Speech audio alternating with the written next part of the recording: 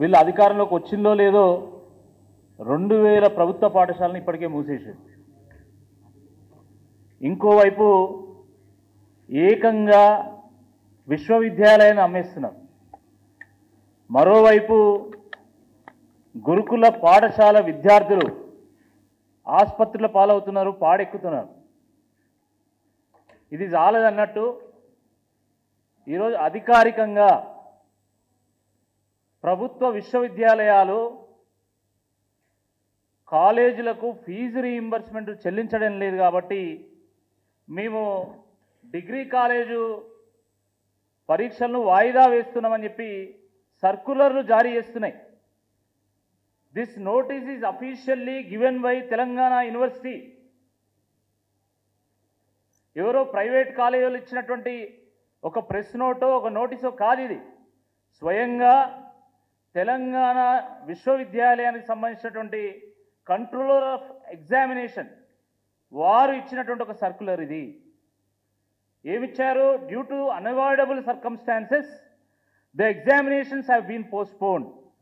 కేవలం ఒక తెలంగాణ యూనివర్సిటీ కాదండి, ఈ రాష్ట్రంలో ఉన్నటువంటి Kakatiya university, Satavahana university, Palamuru university, ఈ రకంగా అన్ని యూనివర్సిటీలు డిగ్రీ కళాశాలలకు సంబంధించినటువంటి పరీక్షలను వాయిదా వేయడం జరిగింది. ఈ రాష్ట్రం పరిస్థితి ఎట్లున్నదంటే పూజారి లేని గుడిలాగా, పంతులు లేని బడిలాగా, వైద్యులు లేని వైద్యాలయంలాగా అయిపోయింది. విద్యాశాఖ ఉంటుంది కానీ మంత్రి ఉండడు. విద్యాశాఖ మంత్రి ఏడి అంటే స్వయంగా రాష్ట్ర ముఖ్యమంత్రి కదా విద్యాశాఖ మంత్రి, మళ్ళీ మీరు ఎందుకు ఈ ప్రశ్న వేస్తున్నారని మాట్లాడతాడు. స్వయంగా రాష్ట్ర ముఖ్యమంత్రి విద్యాశాఖ మంత్రిగా ఉన్నప్పుడు మీరు అఫీషియల్గా ఫీజు రీయింబర్స్మెంట్ చెల్లించలేదని మీరు ఎగ్జామ్లు పోస్ట్పోన్ చేస్తున్నారంటే అసలు ఇంతకంటే దౌర్భాగ్య పరిస్థితి ఇంకేమైనా ఉంటుందా? ఇది ఒక రకంగా ఒక బిజినెస్ మ్యాన్ ఐపీ పెట్టినట్టు. ప్రభుత్వమే చేతులెత్తేయడం అంటే బ్యాంక్రప్సీ డిక్లేర్ చేసినట్టు, అంటే మా ప్రభుత్వం దివాలా తీసిందని ఒప్పుకున్నట్టు.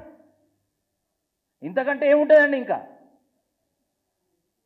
విద్యా వైద్యం అనేది అవి primary subjects of any government. విద్యాభివృద్ధితోనే సమాజాభివృద్ధి, దేశాభివృద్ధి ముడిపడి ఉంటాయి. కానీ ఎంత దురదృష్టకరమైనటువంటి విషయం అంటే ఈరోజు అకాడమిక్ క్యాలెండర్ కంప్లీట్గా డిస్టర్బ్ అయిపోయింది. జాబ్ క్యాలెండర్ మీరు ఎట్లా ఇయ్యరు, కనీసం అకాడమిక్ క్యాలెండర్నైనా ఫాలో అవుతారా అంటే ఈరోజు అకాడమిక్ క్యాలెండర్ కూడా మీరు ఫాలో కావడం లేదు.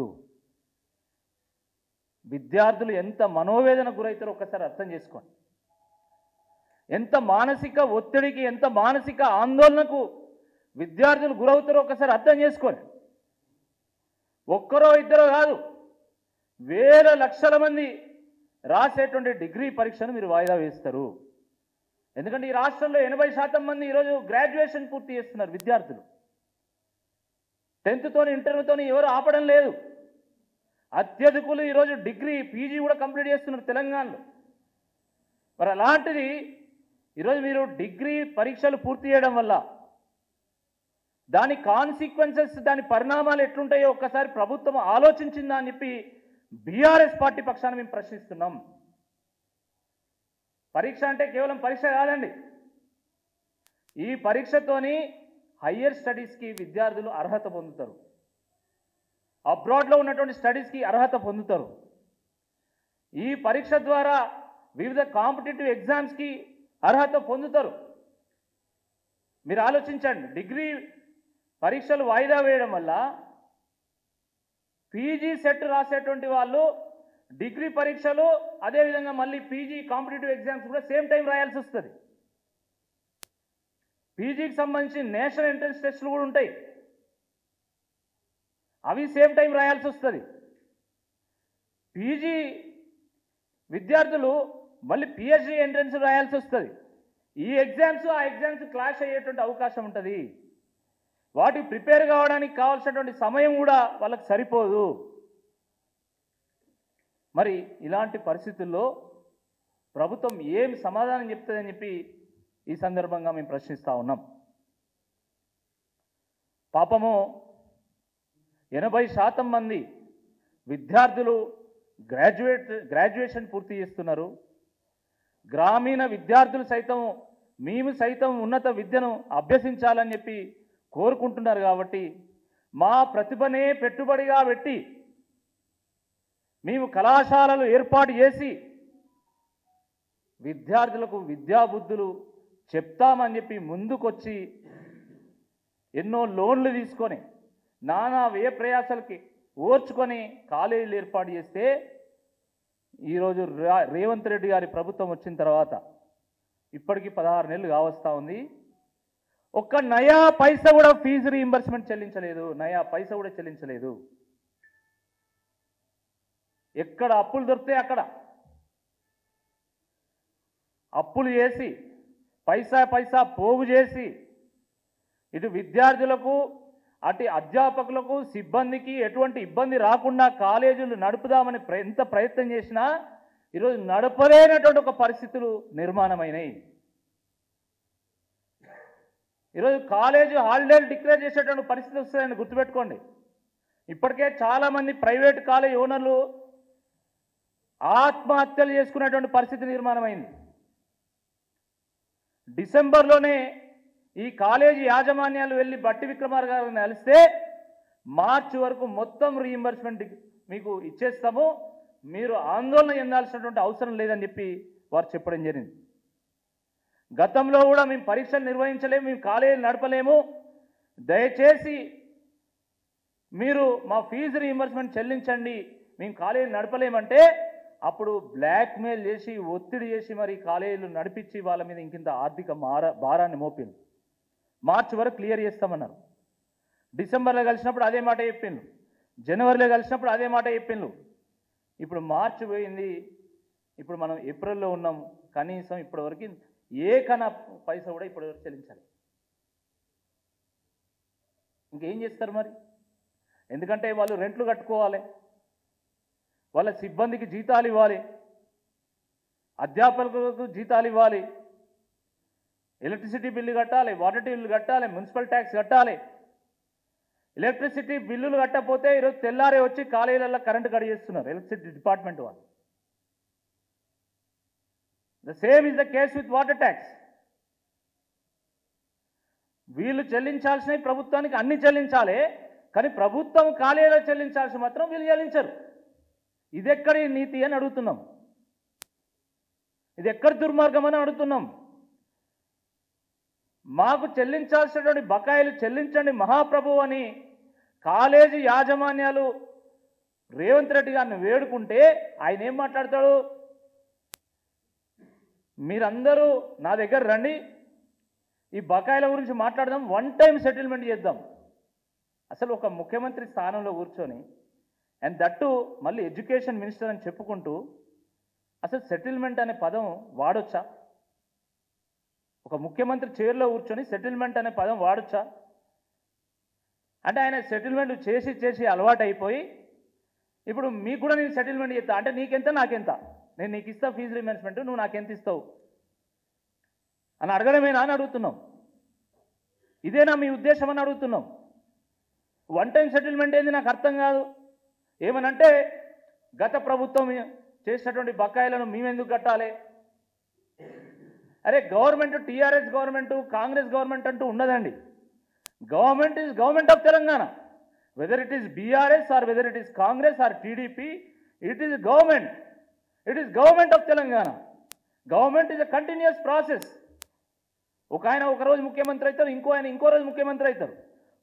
ఒక పార్టీ ప్రభుత్వంలోకి వస్తుంది, ఇంకో రోజు ఇంకో పార్టీ ప్రభుత్వంలోకి వస్తుంది. కానీ ప్రభుత్వం అనేది నిరంతరం కొనసాగుతుంది.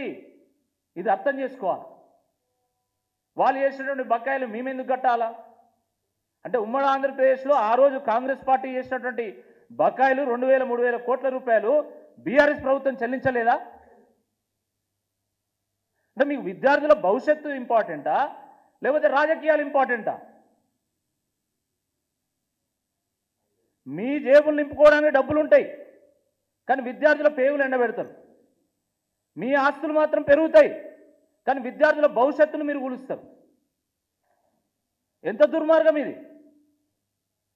37 సార్లు ఢిల్లీకి పోయి 300 కోట్లు ఖర్చు పెట్టడానికి రేవంత్ రెడ్డి గారి దగ్గర డబ్బులు ఉంటాయి. కానీ ఒక 300 కోట్ల రూపాయలు ఫీజు రీయింబర్స్మెంట్ చెల్లించడానికి మాత్రం ఈ ప్రభుత్వం దగ్గర డబ్బులు ఉండవు. 200 కోట్ల రూపాయలు పెట్టి మంత్రులు హెలికాప్టర్లు ఎగరడానికి డబ్బులు ఉంటాయి. కానీ ఆ 200 కోట్ల రూపాయలు ఈరోజు స్కాలర్షిప్లకు చెల్లించడానికి మాత్రం డబ్బులు ఉండవు. ఏంది ఈ నీతి అని అడుగుతున్నాం. అంటే వీళ్ళ జల్సాలకు ఇంపార్టెన్స్ ఇస్తారు తప్ప, వీళ్ళ జల్సాలే ప్రథమం తప్ప విద్యార్థుల భవిష్యత్తు మాత్రం కాదు. ఒక్కసారి మీరు ఆలోచించండి. హైదరాబాద్ నుంచి నల్గొండ ఎంత దూరం ఉంటుందండి? గట్టి కొడితే 100 కిలోమీటర్లు. 100 కిలోమీటర్లు ఈరోజు ఉన్నటువంటి రోడ్లలో ఈరోజు ఉన్నటువంటి వాహనాలతోని గంటలు ఏరుకోవచ్చు. కానీ మంత్రులు వాళ్ళ ఇళ్ళ నుంచి ఎయిర్పోర్ట్కి వచ్చి ఎయిర్పోర్ట్లో హెలికాప్టర్ తీసుకొని మళ్ళీ నల్గొండ పోతారు. 2 గంటలు పడుతుంది. ఏంది ఘోరం? గంటల మీరు ప్రభుత్వ వాహనంలో ప్రభుత్వం ఇచ్చిన ఇన్నోవానో ఫార్చునరో whatever it is luxury vehicles అక్కడికి మీరు డైరెక్ట్గా చేరుకోవచ్చు గంటలో. కానీ ప్రజలు కట్టేటువంటి పన్నులను ఈరోజు పందికొక్కుల్లాగా మేస్తూ మీరు మాత్రం హెలికాప్టర్లు వాడుతున్నారు. ఎవరిచ్చిళ్ళు మీకు ఈ అధికారం అని నేను అడుగుతున్నా. ఎస్, డెఫినెట్గా అడుగుతాం. తెల్లారు లేస్తే ఖజానాలో పైసా లేదంటారు. మరి మీరెట్లా కోట్ల రూపాయలు పెట్టి మీరు రోజు గాలి ముట్టలు ఎగురుతున్నారు, గాలి ముచ్చట్లు చెప్తున్నారని అడుగుతున్నాం. ఒక స్టూడెంట్కి ఒక స్కాలర్షిప్ ఎంత వాల్యుబుల్ అండి? ఆ ఇచ్చే 4,000 5,000 దాంతోనే పాపం బస్ పాస్ చేసుకుంటాడు, దాంతోనే బుక్స్ కొనుక్కుంటాడు, దాంతోనే స్టేషనరీలో ఉన్నటువంటి ఐటమ్స్ కొనుక్కుంటాడు, దాంతోనే కాస్మెటిక్స్ కొనుక్కుంటాడు. ఎక్కడో ఏటూరు నగరంలో ఓ గూడెంలా, ఎక్కడో వనపర్తిలో ఒక తండాలో ఉన్నటువంటి ఒక ఎస్టీ విద్యార్థి స్కాలర్షిప్ మీద ఆధారపడి చదవకపోతే దేని మీద ఆధారపడతారండి? వాళ్ళకి ఏమైనా భూములు జాగాలు ఉంటాయా? లక్షల రూపాయల ఆదాయం ఉంటుందా? ప్రభుత్వం మీద ఆధారపడి, ప్రభుత్వ కళాశాలల మీద ఆధారపడి, ప్రభుత్వం అందించేటువంటి స్కాలర్షిప్ల మీద ఆధారపడి వాళ్ళు చదువుకుంటారు. కనీస జ్ఞానం లేదు. కేంద్ర ప్రభుత్వం చెల్లించేటువంటి ఎస్సీ ఎస్టీ స్కాలర్షిప్ల డబ్బులు కూడా వీళ్ళ నిర్వాహకం వల్ల అవి వెనక్కిపోతున్నాయి. 60-40 రేషియోలో central government state government scholarships ఇస్తాయి. సెంట్రల్ గవర్నమెంట్ ఇచ్చినటువంటి డబ్బులు మాత్రం చేరుతున్నాయి, కానీ స్టేట్ గవర్నమెంట్ ఇచ్చేటువంటి డబ్బులు మాత్రం చేరడం లేదు. దానివల్ల ఏమవుతున్నాయి? కేంద్రం ఇచ్చేటువంటి నిధులు కూడా మురిగిపోతున్నాయి. ఇది వాస్తవం కాదా నేను అడుగుతా ఉన్నా.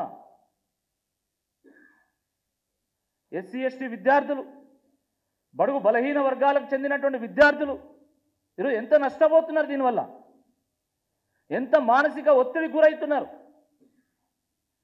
పాపం ఎంతో కష్టపడి తమ ప్రతిభతోని 80% 90% తెచ్చుకొని ఇంటర్వ్యూస్లో పర్ఫామ్ చేసి ఓ మంచి సాఫ్ట్వేర్ కంపెనీలో మంచి ఉద్యోగం తెచ్చుకుంటే ఫీజు రీయింబర్స్మెంట్ రాలేదు కాబట్టి మీకు సర్టిఫికెట్లు ఇవ్వము అని కాలేజీ యాజమాన్యాలు. పోనీ డబ్బులు కట్టి ఏమన్నా చేద్దామా అంటే తల్లిదండ్రులు 40,000 50,000 రూపాయల డబ్బులు కట్టలేక అటు ఎక్కడన్నా ఆఫర్ లెటరు మురిగిపోతుందో, ఎక్కడన్నా ఆఫర్ పోతుందో అనేటువంటి అదొక ఆందోళన. ప్రతి నిత్యం మా దగ్గరికి ఎంతోమంది విద్యార్థులు, అన్న ఆ కాలేజీలో నా సర్టిఫికెట్స్ ఉన్నాయి, ఫీజు రీయింబర్స్మెంట్ రాలేదు కాబట్టి ఆ సర్టిఫికెట్ కొంచెం మీరు చెప్పండి. కేవలం మా దగ్గర కాదండి, కాంగ్రెస్ పార్టీ నాయకుల దగ్గర కూడా పోతారు, చాలామంది పోతారు. మా దగ్గర పోతారు, కాంగ్రెస్ పార్టీ నాయకుల దగ్గర పోతారు, ఇతర పార్టీల నాయకుల దగ్గర కూడా పోతున్నారు. ఎందుకు పోతున్నారు? మీరంతా సొక్కం పూసలే కదా, మరి వాళ్ళు ఎందుకు పోతున్నారు? పోనీ వాళ్ళు ఫీజు రీయింబర్స్మెంట్ తర్వాత తెచ్చుకుందాం, పోనీ ఇచ్చేద్దాం సర్టిఫికేట్ అంటే వాళ్ళ కాలేజీలు నడిచే పరిస్థితి లేదు. This college is for sale అని బోర్డు పెట్టేటువంటి పరిస్థితి వచ్చింది తెలంగాణలో. This is a fact. తెల్లారు లేస్తే స్కిల్ యూనివర్సిటీ అని, ఇంగ్లీష్ మీడియం తెలుగు మీడియం అని పెద్ద పెద్ద ప్రసంగాలు, ముఖ్యమంత్రి గారు. ఆయన కేవలం ప్రసంగాలు చేస్తున్నప్పుడు మాత్రమే నేను విద్యాశాఖ మంత్రి అని గుర్తుకొస్తుంది. పని చేసేటప్పుడు గుర్తుకు రాదండి. ఒక్క పని ఒక్కటేదైనా చేసిండా? విద్యా వ్యవస్థలో ప్రక్షాళన తీసుకురావడానికి కావాల్సిన ఒక్క సింగిల్ పని ఏదైనా చేసిండా? ఆ ఓవర్సీస్ స్కాలర్షిప్ కూడా అది కూడా కథం చేస్తుంది. మీరు ఏం వెలగబెట్టినట్టు ఈ సంవత్సరాల కాలంలో?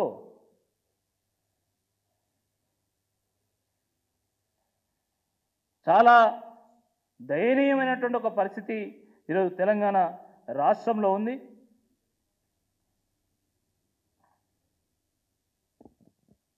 తల్లి పాత్రలో ఉండి సమస్యను పరిష్కారం చేయాల్సింది పోయి ఈ తాత్సారం చేసుడు ఏందో ఒకసారి చెప్పాలి. అసలు మీరు ఫీజు రీయింబర్స్మెంట్ పథకాన్ని కొనసాగించాలని అనుకుంటున్నారా లేదా? రైతు బంధులా అనే దీన్ని కూడా ఏమైనా మూసేద్దాం అనుకుంటానులా? మీ వైఖరి ఏందో చెప్పండి. ఎందుకంటే ఆల్రెడీ ఎగ్జామ్స్ కూడా పోస్ట్పోన్ అయిపోయినాయి. అంటే డైరెక్టు యూనివర్సిటీలు ఎగ్జామ్స్ని బాయ్కాట్ చేస్తున్నాయి, విద్యార్థులు విద్యను బాయ్కాట్ చేస్తున్నారు. ఈ ఒక్కటే మిగిలింది, ప్రభుత్వమే జియో ఇచ్చి విద్యను బాయ్కాట్ చేసి విద్యకు సంబంధించి మాకేం సంబంధం లేదు అని చేతులు ఎత్తేసేది ఒక్కటే మిగిలింది ఈ రాష్ట్రంలో. అది కూడా ఏమైనా చేయదలుచుకున్నారా? అసలు మాకు సంబంధమే లేదు, ఈ ఫీజు రీయింబర్స్మెంట్తో సంబంధం లేదు, ఈ స్కాలర్షిప్తో సంబంధం లేదు అని చెప్పి మీరేమన్నా చెప్పదలుచుకున్నారా అని చెప్పి ఈ సందర్భంగా మేము ప్రశ్నిస్తున్నాం. దయచేసి మీ వైఖరి ఏందో చెప్పండి. తెలంగాణ రాష్ట్రము విద్యలో ఎంతో పురోగతిని సాధించిందండి. బీటెక్ కానీ, మెడిసిన్ కానీ, డిగ్రీ కానీ, పీజీ కానీ హైలీ స్కిల్డ్. ఈరోజు మీరు ఏ కంపెనీ అయినా చూసుకోండి, దాంట్లో అత్యధికులు మన తెలంగాణ వాళ్ళు ఉంటారు. మీరు గూగుల్ తీసుకోండి, మైక్రోసాఫ్ట్ తీసుకోండి, యాహూ తీసుకోండి, ఫేస్బుక్ తీసుకోండి, you name any company, you name any bank, తెలంగాణకు సంబంధించినటువంటి వాళ్ళు ఎక్కువ మంది ఉంటారు. కానీ ఈరోజు ఆ బ్రాండ్ కాస్త బజారు పాలయ్యేటువంటి ఒక పరిస్థితి వచ్చింది. స్కిల్ యూనివర్సిటీ అయితే ఏం కాదు, కానీ కిల్ యూనివర్సిటీ చేస్తున్నారు. నేను yes, you are literally killing the universities instead of skilling. ఒకవైపు హెచ్సియు భూములు అమ్మేస్తున్నారు, ఇంకోవైపు యూనివర్సిటీల పరీక్షలు వాయిదా వేస్తున్నారు, బాయ్కాట్ చేస్తున్నారు. ఇది చాలా తీవ్రమైనటువంటి ఒక పరిస్థితి. నేను మీడియా మిత్రులందరినీ కూడా కోరుతున్నాను, ఎందుకంటే రాజకీయపరమైనటువంటి అంశాలు చాలా ఉంటాయి. ఒక నాయకుడు ఇంకో నాయకుడి మీద మాట్లాడడం, ఆ నాయకుడు వచ్చి ఈయన మీద మాట్లాడడం, ఒక పార్టీ ఇంకో పార్టీ మీద మాట్లాడము, ఇది రాజకీయాలకు అతీతంగా ఈ రాష్ట్ర భవిష్యత్తుకు సంబంధించినటువంటి అంశం. ఇది లక్షల మంది విద్యార్థుల యొక్క భవిష్యత్తుతో ముడిపడినటువంటి ఒక అంశము. కాబట్టి దీని తీవ్రతను అర్థం చేసుకోండి.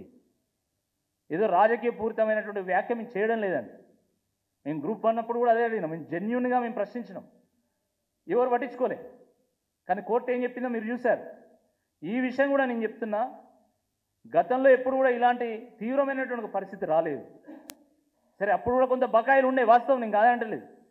ఎంత బకాయి ఉన్నా ప్రతి సంవత్సరం ఎంతో కొంత తప్పకుండా రీయింబర్స్మెంట్ పేరు మీద కాలేజీలకు డబ్బులు చెల్లించేది ప్రభుత్వం. కానీ ఎన్ని నెలలు గడుస్తున్నా కూడా రేవంత్ రెడ్డి గారి ప్రభుత్వము ఇప్పటి వరకు డబ్బులు చెల్లించడం లేదు. మాట్లాడితే సెటిల్మెంట్ చేసుకుందాం రా. ఈ సెటిల్మెంట్ సంగతి ఏందో మరి ఈ ప్రజలే తెలుసాలి. ప్రతి దాంట్లో సెటిల్మెంటేనా?